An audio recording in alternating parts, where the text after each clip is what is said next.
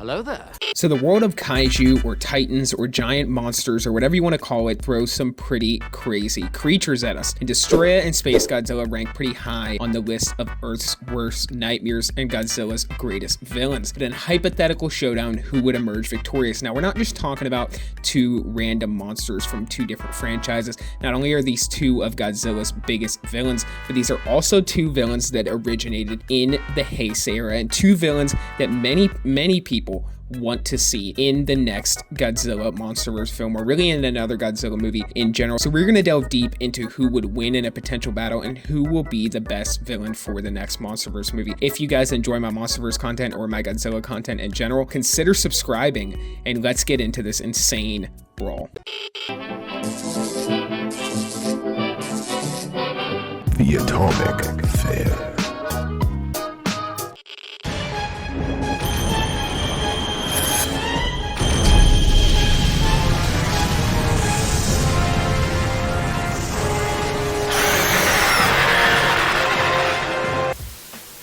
Now, starting with Destroyah, he is a terrifying crustacean-like crab creature that originated from the Oxygen Destroyer. When the original Oxygen Destroyer went off and killed the original Godzilla, it also affected some of the life around it and affected a prehistoric ancient crab and kind of began the slow evolution process that turned it into Destroyah. Now, the Oxygen Destroyer works by activating a chemical stored within its spherical center, which causes the center to split in half and open.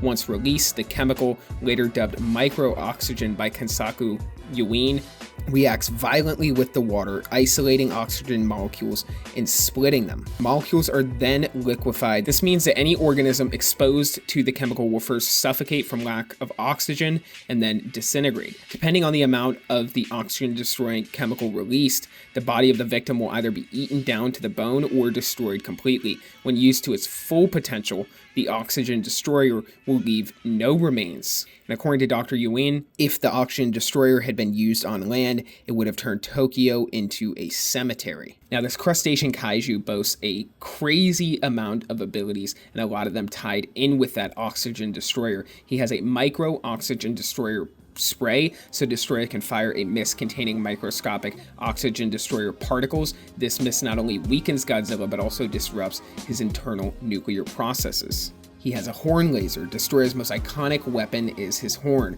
which can convert energy into a powerful laser beam.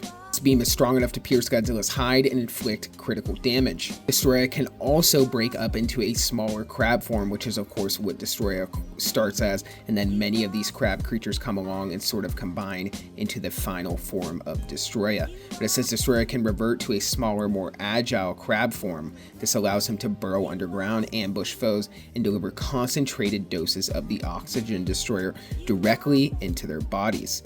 He has regeneration, so he possesses remarkable regenerative ability. Even when dismembered, he can reform as long as his core remains intact. Now, Destroyer's greatest strength is undoubtedly his connection to the Oxygen Destroyer. This weapon, specifically designed to kill Godzilla-like creatures, makes him a dire threat. However, he does have weaknesses. He has a vulnerability to water, surprisingly. Destroyer's crustacean physiology makes him vulnerable to water, particularly salt water, meaning that prolonged submersion underwater weakens him significantly. He also has a very limited range. Now, while the horn laser is powerful, Destroyah lacks the ranged firepower of some kaiju. He thrives mainly in close combat situations, and Destroyah also happens to be one of the more unintelligent Godzilla villains. He is simply kind of a hive mind of crabs. He's not nearly as intelligent as, say, Space Godzilla.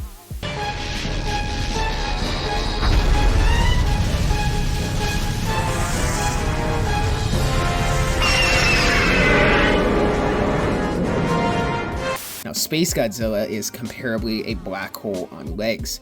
He's a towering extraterrestrial kaiju, and he brings an entirely different set of skills to the table. Now, Biollante is part of Space Godzilla's origin, so when Biollante died, those spores were put into outer space. Those spores went into a black hole and ended up creating Space Godzilla. Space Godzilla has what's called a Corona Beam. He can fire a crescent-shaped energy beam from his shoulder crystals. And this beam, of course, is incredibly destructive and can overpower Godzilla's atomic breath. Now, Space Godzilla's shoulder crystals act as both offensive and defensive tools. They can amplify Space Godzilla's energy attacks and project a powerful force field. He also has telekinesis, so Space Godzilla possesses limited telekinetic abilities, allowing him to hurl objects and manipulate his surroundings. This is particularly effective against flying or airborne opponents. Space Godzilla also has a lot of durability. His armored hide and crystalline structures make him incredibly resilient to physical attacks. Now, there are a lot of pluses here for Space Godzilla, but he also does have some downfalls and weaknesses. So for one, he has an over-reliance on crystals. They sort of act as a center for his power. Space Godzilla's powers, they seem heavily reliant on his shoulder crystals, so destroying them can really significantly weaken him. He also has limited mobility, so while he's not immobile, Space Godzilla isn't the most agile kaiju. Now, neither is Destroyah, for the record, but he is also arrogant. Now, going a little bit into the battlefield and the different strategies, the environment plays a pretty massive role in the fight. On land, Space Godzilla would hold the initial advantage with his ranged attacks and his telekinesis. He could bombard Destroyah from a distance while using his force field to deflect the horn laser. However, Destroyah wouldn't really stay down for long. He would likely burrow underground, using his agility and his crab form to get close and deliver a concentrated dose of oxygen destroyer particles directly into Space Godzilla. And as we know, the oxygen destroyer kryptonite for Godzilla, which means there definitely would act as some form of weakness for Space Godzilla. Now, coming down to the verdict of this fight is tough. There is a lot of elements that would make both kaijus a formidable threat. Now, I'm going to get into the logical answer here, and then I'm going to give you guys my actual answer on who I think would win in this fight and who I think is the best villain for the next Monsterverse film. Now, Destroyah has a few advantages, like his oxygen destroyer abilities, as well as his adaptability, so his ability to kind of break down into smaller forms. Now, those smaller forms could definitely attack Space Godzilla's crystals and bring him into a stage of weakness. However, something that tips me heavily towards Space Godzilla here is simply Space Godzilla's intelligence and his ability to think a little bit more clearly than Destroyah, whereas Destroyah definitely seems kind of like a hive mind like crustacean creature. Space Godzilla seems to be an independently thinking being, capable of adjusting his maneuvers and strategies, even going as far as kidnapping Godzilla's son as a way of holding him for ransom. While I do think the oxygen destroyer really tips a lot of things in Destroyah's favor, I think when it comes down to pure intelligence and fighting strategies and abilities, I think Space Godzilla would probably take the cake here. Now, while Destroyah was able to take down Godzilla's most powerful form, where Godzilla was ultimately melting down, Godzilla was also in a somewhat weakened state there, where he was in excruciating pain and he was melting down quite a bit, so he was kind of in a bit of overload. And why Destroyah is almost the perfect arch nemesis for Godzilla, and I think would be